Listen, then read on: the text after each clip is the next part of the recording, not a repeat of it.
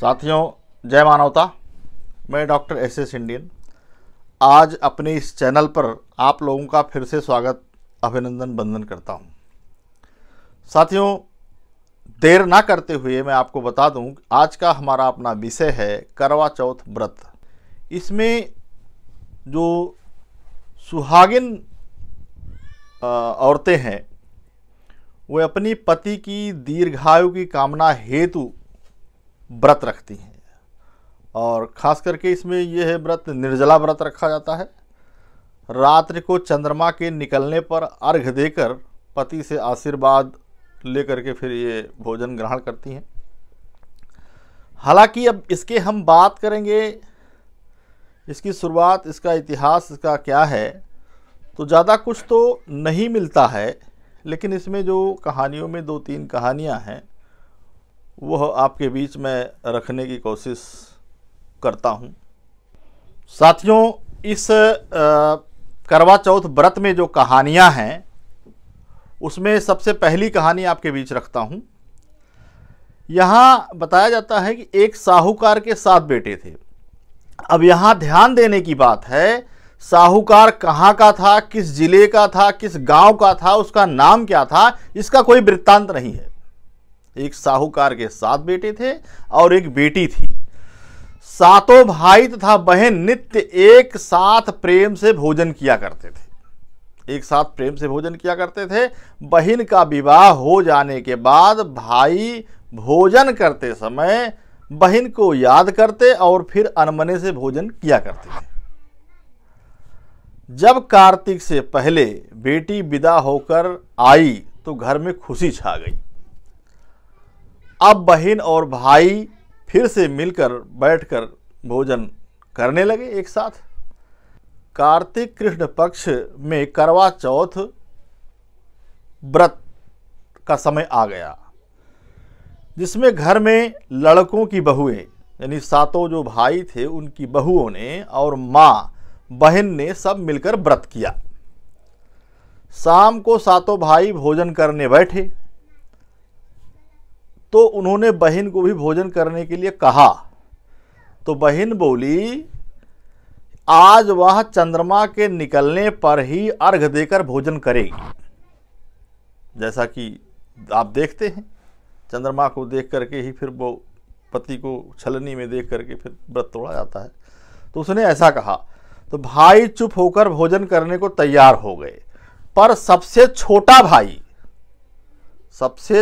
भाई बहन से बहुत प्यार करता था।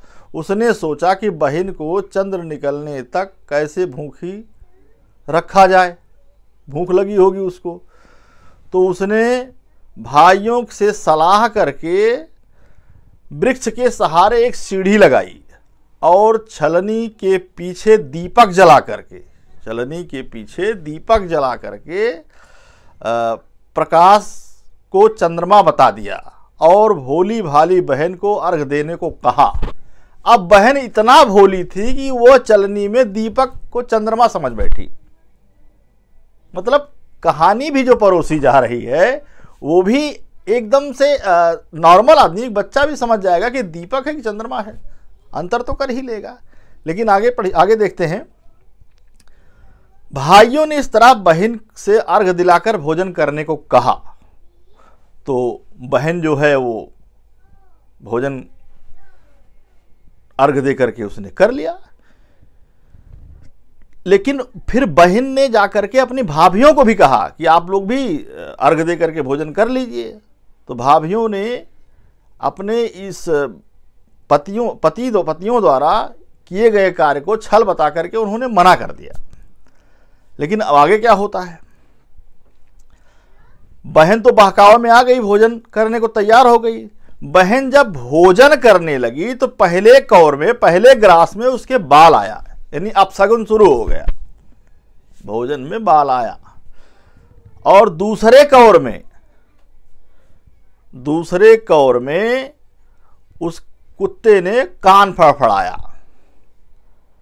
अब इस तरह से अपशगुन होने लगे। उसके बाद भाइयों ने सब आपस में भोजन कर लिया, लेकिन थोड़ी ही देर में उसके ससुराल से उसके पति की तबीयत खराब होने की सूचना आ गई। अब बताइए, इतना तेज काम करता है कि अगर इधर पत्नी ने खाना खा लिया तो उधर पति बीमार।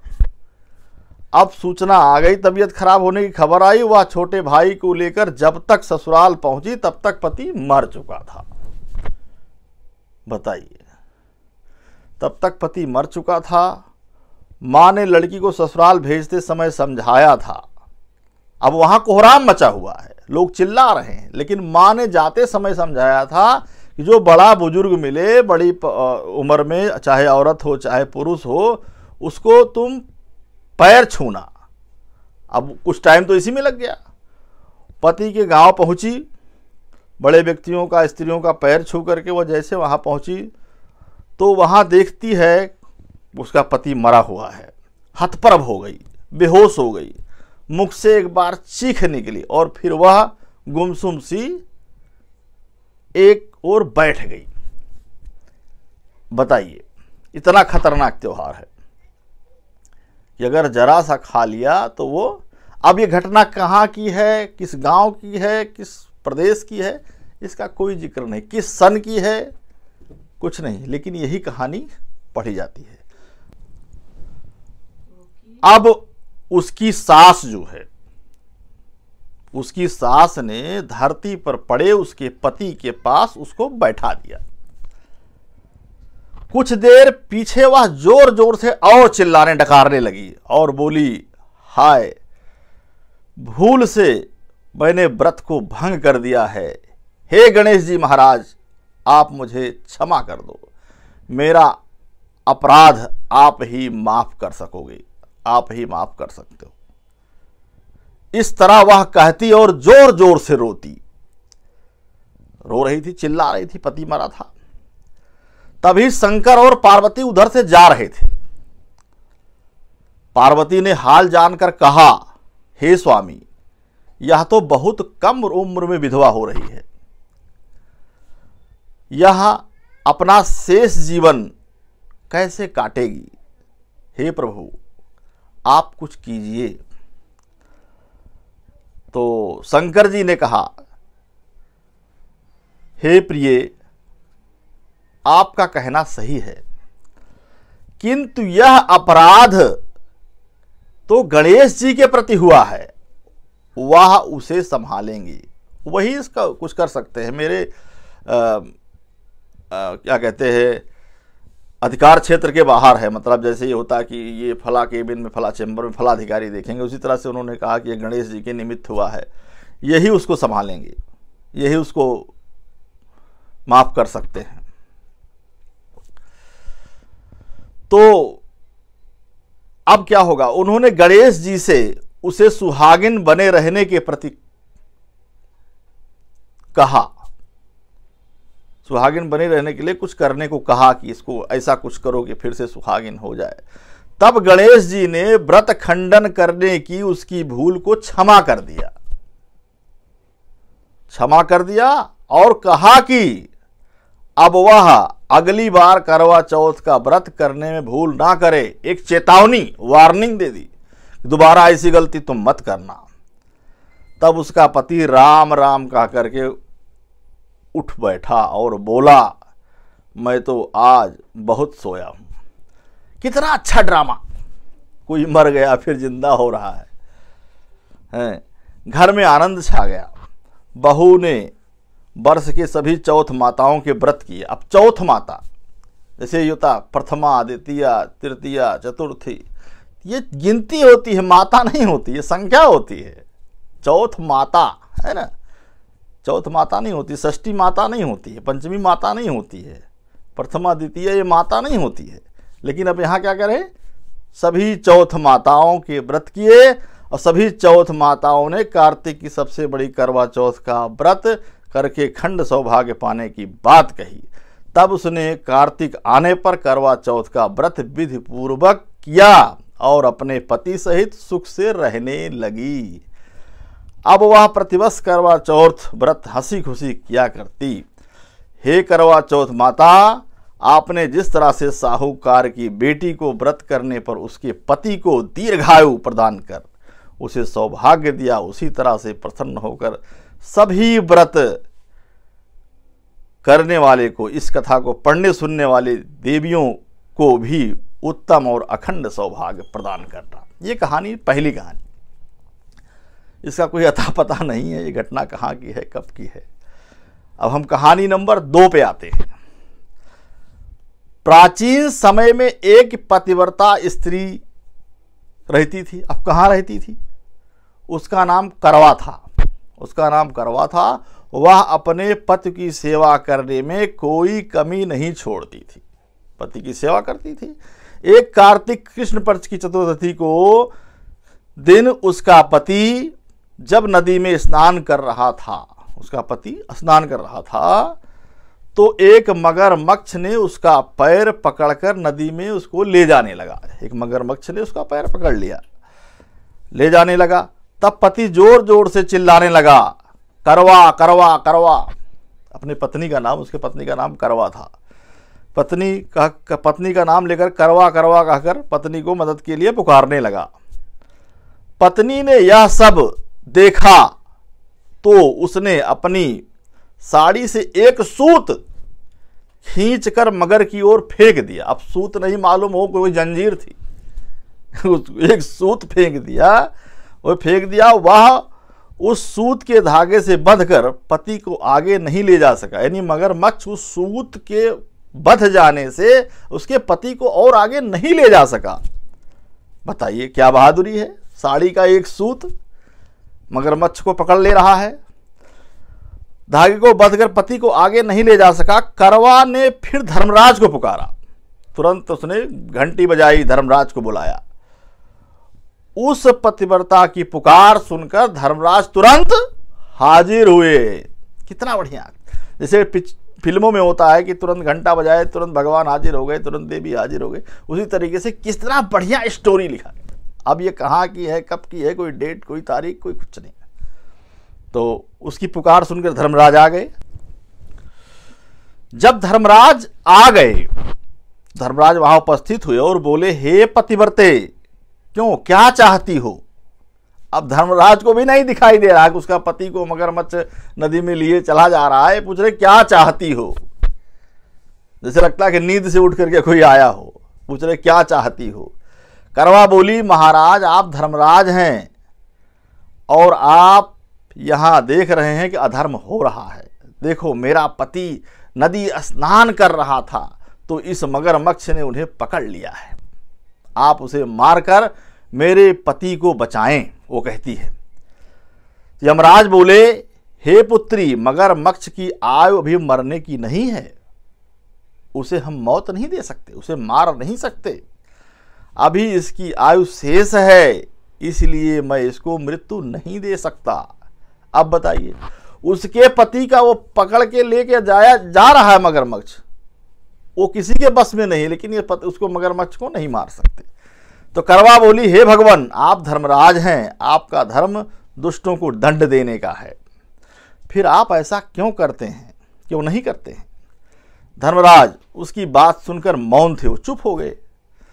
तब करवा फिर बोली, तो अब मैं ही मगरमच्छ को नदी सहित नष्ट कर देती हूँ। इतना शक्तिशाली थी वो, लेकिन फिर भी धर्मराज को बुलाया, कह रही अब मैं नदी सहित इसको नष्ट कर देती हूँ। यमराज बोले, ऐसा मत करो पतिव्रते, नदी के नष्ट होने से सभी प्राणी दुखी हो जाएंगे, सभी व्यथित हो जाएंगे। ऐसा कहकर उन्होंने पति को छुड़ाकर मगर को सीधा यमपुरी भेज दिया। तुरंत लाइन हाजिर, पति को छुड़ाया और उसको तुरंत मार करके यमपुरी भेज दिया। और कहा, देवी आज कार्तिक कृष्ण पक्ष की चतुर्दशी है, श्री गणेश जी की पूजा का दिन है, तुम्हारे करवा नाम से यह गणेश चतुर्थी प्रसिद्ध होगी। इसी दिन सुहागिन अपने पति की दीर्घायु के लिए चंद्रोदय होने पर अर्घ देकर पूजा करेंगी। उनकी इस व्रत से प्रभाव से समस्त मनोकामनाएं पूर्ण होंगी। आज तुम्हारा प्रतिव्रत धर्म धन्य हुआ जो तुमने अपने पति के प्राण बचाए। उसी समय से यह करवा चौथ व्रत पतिव्रताओं में प्रसिद्ध हुआ। हे चौथ माता, जैसा पुण्य फल प्रतिव्रत करवा को आपने अपनी कृपा से प्रदान किया, उसी तरह समस्त पतिव्रताओं को उनके करवा चौथ व्रत का फल प्रदान करें, उनके पतियों की दीर्घायु एवं सुख प्राप्त कराएं। बताइए, ये दूसरी कहानी हो गई। अब हम लोग आते हैं कहानी नंबर 3 पर। कहानी नंबर 3 है, एक समय पांडुपुत्र अर्जुन नीलगिरी पर्वत पर तपस्या करने चले गए। उसके पीछे उनके भ्राता और द्रौपदी को अनेक संकटों का सामना करना पड़ा। साथ ही द्रौपदी की भी अर्जुन के विषय में चिंतित रहने लगी। एक दिन द्रौपदी ने भगवान श्री कृष्ण का स्मरण किया। अब बताइए, भगवान भाई है, भगवान है, फिर भी इनको दुख आया। फिर स्मरण किया और उनके दर्शन देने पर उनको अपने संकटों के विषय में बताया। द्रौपदी ने बताया। तब उन्होंने द्रौपदी को बताया कि एक बार महिलाओं को कष्ट से दुखी देखकर पार्वती ने भोलेनाथ से एक व्रत करने को कहा, व्रत बताने को कहा कि कौन सा व्रत करें कि लोगों का दुख दूर हो, जो सुहागिन स्त्रियों को हर प्रकार से सुखी बनाए, उनके पतियों को दीर्घायु प्रदान करे, उन्हें सदा सुहागिन रखे। तब शंकर जी ने उनको इस प्राचीन व्रत का वर्णन कर विवाहित स्त्रियों को हर प्रकार सुख संपन्न रहने एवं उनके पतियों को दीर्घायु प्राप्त करने वाला बताया। उन्होंने क्या बताया? उन्होंने कहा कि एक समय एक ब्राह्मण परिवार था। अब यहाँ भी न स्थान का पता है, न सन का पता है, न कोई तारीख है। एक समय एक ब्राह्मण परिवार था। कितना बढ़िया कहानी गढ़ के लोगों को डराया धमकाया गया है। परिवार था जिसमें 4 पुत्रों के अलावा एक कन्या गुणवती थी। परिवार के सभी व्यक्ति धार्मिक थे और वर्ष के सभी व्रत पूजा किया करते थे। माँ बेटी तथा लड़कों की बहुओं ने करवा चौथ का व्रत रखा। सायंकाल तक व्रत पूजा की समस्त तैयारियां हो गईं। चंद्रोदय होने की प्रतीक्षा हो रही थी। घर में पूरी पकवान बने थे। छोटी बेटी जो थी, अकेली थी, बेटी गुणवती को पकवानों की सुगंध ने उसकी भूख को और जगा दिया। प्रबल हो गई, भूख बढ़ गई, उसको और खाने का मन करने लगा। उसे भूखी और व्याकुल देखकर भाइयों ने छल से भोजन कराने की सोची। उन्होंने पीपल की वृक्ष की आड़ में नकली चंद्रमा दिखाकर बहन गुणवती से अर्घ दिलाया। उसे भोजन करा दिया। भोजन करने बैठी ही थी कि उसकी ससुराल से अचानक पति के देहांत की खबर आई। एकदम वैसे कहानी है, जैसे खाना शुरू किया उसका पति मर गया। खबर आई, वह चित्कार करते हुए रोने लगी। अपनी ससुराल चल पड़ी। वहां पहुंची तो वहां स्त्रियां तरह तरह की बातें करने लगी। जो वहां और स्त्रियां इकट्ठा थी बातें करने लगी। कोई बोली व्रतखंडनी आ गई, व्रतखंडनी आ गई, पापिन आ गई। कोई कहती अपनी पति को ब्याह होते ही चुड़ैल ने खा लिया। ऐसा कमेंट लोग करने लगे। एक तो पति के मरने का उसे गहरा सदमा लगा था। दूसरे, स्त्रियों की ऐसी तीखी तीखी बातों से उसका मन इतना बेहबल हो गया कि वह धरती पर पछाड़ खाकर रोने लगी, गिर गई। हाय मैं सचमुच राक्षसी हूं। वह अपने को कोसने लगी। हाय मैं सचमुच राक्षसी हूं, मैंने अपनी पति को खाया है। सचमुच ही राक्षसी हूं, मैंने अपने पति को खाया है। हाय मैं इतनी भूखी थी, मैंने भोजन नहीं अपने पति को खाकर भूख मिटाई। ऐसा वो कहने लगी खुद को। इस तरह विलाप करती वह गुणवती अपने पति के साथ सती होने के लिए भागी भागी शमशान पहुंच गई। लाश लेकर के लोग जा रहे होंगे, पीछे पीछे ये भी भाग गई। पहुंच गई, भागी भागी वो शमशान पहुंची और चिता में कूदना चाहती थी कि चौथ माता ने उसे रोक लिया। अब चौथ माता आ गई। अब तक गणेश जी आते थे, अब चौथ माता आ गई। जबकि मैंने बताया कि चौथ एक गिनती है। वैसे प्रथमा, द्वितीया, तृतीया, चौथ, पंचमी, षष्ठी, ये गिनती है, एक संख्या है, तिथियां हैं। लेकिन अब चौथ माता आ गई। चौथ माता ने उसे रोक लिया और बोली, बेटी तुम्हारी भूल नहीं हुई है, तुम्हारे भाइयों ने भुलावे में डाल करके तुम्हारा ये व्रत खंडित किया है। देख तेरा पति अब जीवित उठा है, तुम घर जाकर उसकी प्रतीक्षा कर। गुणवती घर पहुंची तो उसका पति वहां बैठा मिला, घर के चारों ओर, एकदम जैसे फिल्मों में ड्रामा यानी नौटंकियों में होता है। अब वो मर गया तो फिर जिंदा होकर के बैठा है, घर में इंतजार कर रहा है।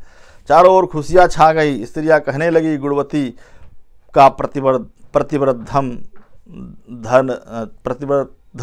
धन्य है और वह सत्य है। तब गुणवती सहित सभी स्त्रियां अगली बार करवा चौथ व्रत आने पर विधि पूर्वक पारण करने का निश्चय किया है। यह है करवा चौथ व्रत। इस तरह से श्री कृष्ण ने द्रौपदी को बताया, हे द्रौपदी, तुम भी इस व्रत को करके अपने समस्त संकट दूर कर सकोगी, जैसे जैसे गुणवती ने किया। यह कार्तिक मास अगला ही मास है। तुम करवा चौथ का व्रत विधि पूर्वक करोगी तो अपने को भी सभी संकटों से मुक्त पाओगी। अब थोड़ा सा इसकी आरती भी कर लेते हैं। आरती आती है, वैसे है जैसे ओम जय जगदीश हरे करते, उसी तरीके से भी आरती को उसी तरीके से मॉडिफाई किया गया है। ओम जय करवा मैया, माता जय करवा मैया, जो व्रत करे तुम्हारा पार करे नैया, जो व्रत करे तुम्हारा पार करो नैया। ओम जय करवा मैया, माता जय करवा मैया, सब जग की हो माता, हो तुम ही रुद्राणी, यस तुम्हारा गावत जग के सब प्राणी। कौन गा रहा भाई? अमेरिका, इंग्लैंड, जापान कौन गा रहा है बताइए मुझे। मतलब ऐसे क्या है, यस तुम्हारा गावत जग के सब प्राणी। ओम जय करवा मैया, माता जय करवा मैया, कार्तिक कृष्ण पक्ष चतुर्दशी, जो नारी व्रत करती, दीर्घायुपति होवे दुख सारे हरती। ओम जय करवा मैया, माता जय करवा मैया, होए सुहागिन नारी सुख संपत्ति पावे, गणपति बड़े दयालु, गणपति बड़े दयालु, विघ्न सभी नासे। ओम जय करवा मैया, माता जय करवा मैया, करवा मैया की आरती व्रत कर जो गावे, व्रत उनका हो पूरन सब विधि सुख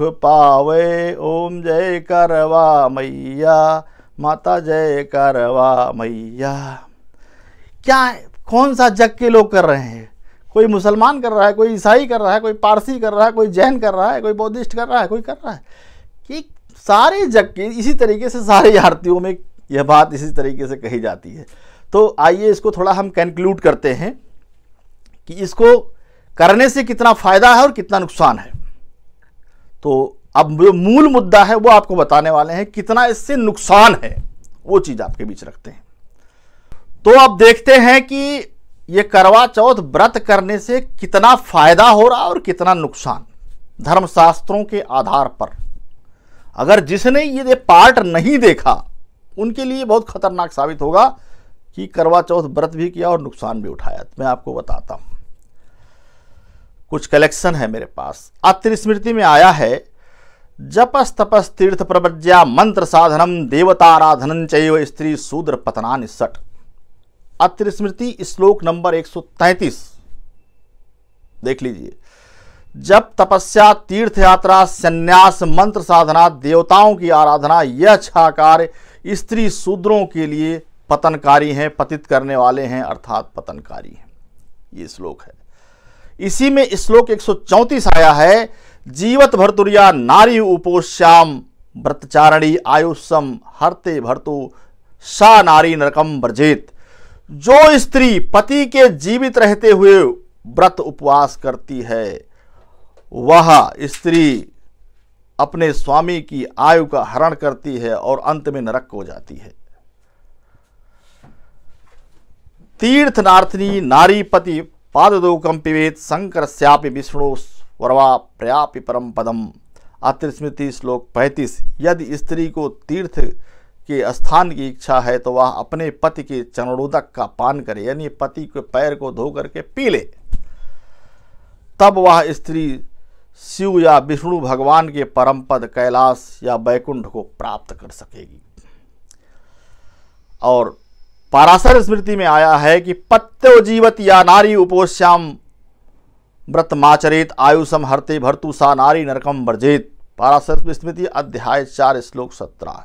जो स्त्री अपने पति के जीवित रहते हुए व्रत उपवास करती है वह अपने पति की आयु घटाती है तथा नरक में जाती है। तो हे करवा चौथ व्रत करने वाली स्त्रियों महिलाओं, आप इस पर विचार करो। ये धर्मशास्त्रों में लिखा गया है, उसके हिसाब से अगर आपने व्रत किया है, आपने उपवास किया है तो अपने पति की आयु घटाती है और आप नरक में भी जाओगी। इस तरह से डराया धमकाया गया। अब इसके पीछे का जो कारण है, जहां तक मैंने सोचा समझा है, आपको वो भी बताऊंगा मैं, थोड़ा सा इंतजार करें। आपको रामचरितमानस में ले चलता हूं, अरण्यकांड। उसमें लिखे तुलसीदास लिखते हैं कि वृद्ध रोग बस जड़ धन हीना। अनसुईया सीता को बताती हैं जब प्रतिबद्ध धर्म के बारे में, तो कहती हैं कि वृद्ध रोग बस जड़ धन हीना, अंध बधिर क्रोधी अति दीना, ऐसे हो पति कर किए अपमाना, नारी पाव जमपुर दुख नाना। एक ही धर्म एक व्रत नेमा, काय बचन मन पति पर प्रेमा।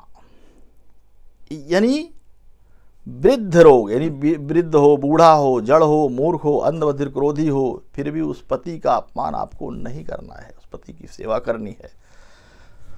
तो एक जो मूल चीज आपको हम बताने वाले हैं, ये इसकी शुरुआत कैसे हुई, क्योंकि कर शब्द है, कर मीन्स टैक्स होता है। तो आपको बता दें कि स्त्री शुद्धिकरण अधिनियम 1819, जो इसका मूल कारण समझ में आता है, 1819 अधिनियम 7 में अंग्रेजों ने स्त्री शुद्धिकरण पर रोक लगाई। तो स्त्री शुद्धिकरण क्या है इसको समझ लेंगे आप तो सारी बात समझ में आ जाएगी। स्त्री शुद्धिकरण का मतलब है कि जब यहाँ भारत के अंदर महिलाओं की शादी होती थी, यानी कोई औरत दुल्हन बनती थी, तो वो शादी के बाद 3 रात पुरोहितों के घर, ब्राह्मणों के घर उसे शारीरिक सेवा देनी पड़ती थी। उसके बाद वो चौथारी को अपने पति के यहाँ जाती थी। तो यहाँ जो चौथ शब्द है और कर है, कर मीन्स टैक्स होता है, और चौथ का मतलब आप चौथ समझ ही रहे हैं, चौथे दिन। तो ये करवा चौथ होता था। उस चौथे दिन फिर वो अपने पति के यहाँ जाती थी। तो ये करवा चौथ, यानी वो टैक्स दे करके, सेक्स का टैक्स दे करके तब चौथे दिन अपने पति से मिलती थी। अगर ऐसा वो नहीं करती थी तो उसके पति को भी मार दिया जाता था और उसको भी मार दिया जाता था, नहीं उसके साथ कुछ भी हो सकता था। यही उसकी उम्र बढ़ाने का मेन कारण था, जहां तक मैं समझ पाता हूं इतिहास के अध्ययन से। स्त्री शुद्धिकरण के बाद आपको एक चीज और बता दें, इसका जो रिलेटिव मामला है वो मैं आपको बताऊं कि देवी भागवत पुराण से है, शायद अध्याय 9:30 है श्लोक। सालंकारा च भोग्या च सर्वस्त्राम प्रियाम यो ददाति प्रियाम चंद्रलोके महीवते। जो भोग करने योग्य सुंदर कुंवारी कन्या वस्त्र आभूषणों सहित ब्राह्मण को दान करेगा वह चंद्रलोक पहुंच जाएगा, ऐसा श्लोक उसमें आया। तो कहीं ना कहीं ये रिलेटिविटी स्त्री शुद्धिकरण से होती है इसकी। चौथ यानी वो टैक्स दे करके, सेक्स का टैक्स दे करके तब चौथे दिन अपने पति से मिलती थी। अगर ऐसा वो नहीं करती थी तो उसके पति को भी मार दिया जाता था और उसको भी मार दिया जाता था, नहीं उसके साथ कुछ भी हो सकता था। यही उसकी उम्र बढ़ाने का मेन कारण था, जहां तक मैं समझ पाता हूं इतिहास के अध्ययन से। ये है करवा चौथ। लेकिन आज इस तरह से व्यवस्था खत्म हो गई, उस परंपरा को ही खत्म कर दिया गया, कानून बना करके उसे रोक दिया गया है, तो आज इसकी ज़रूरत नहीं है। साथियों, वीडियो बनाने का मकसद हमारा यह है कि अंधविश्वास और पाखंड को समूल नष्ट किया जाए, वैज्ञानिक चेतना समाज में सोच पैदा हो, लकीरों पर लोग ना चलें। साथियों, अगर आप मुझे फेसबुक पर देख रहे हैं, पेज को फॉलो करें, वीडियो को लाइक करें। यूट्यूब पर देख रहे हैं तो लाइक करें, सब्सक्राइब करें और शेयर करें और अपनी राय कमेंट बॉक्स में लिखें। और साथियों, बेल आइकन ज़रूर प्रेस करें। वीडियो देखने के लिए आपको बहुत बहुत धन्यवाद। जय मानवता।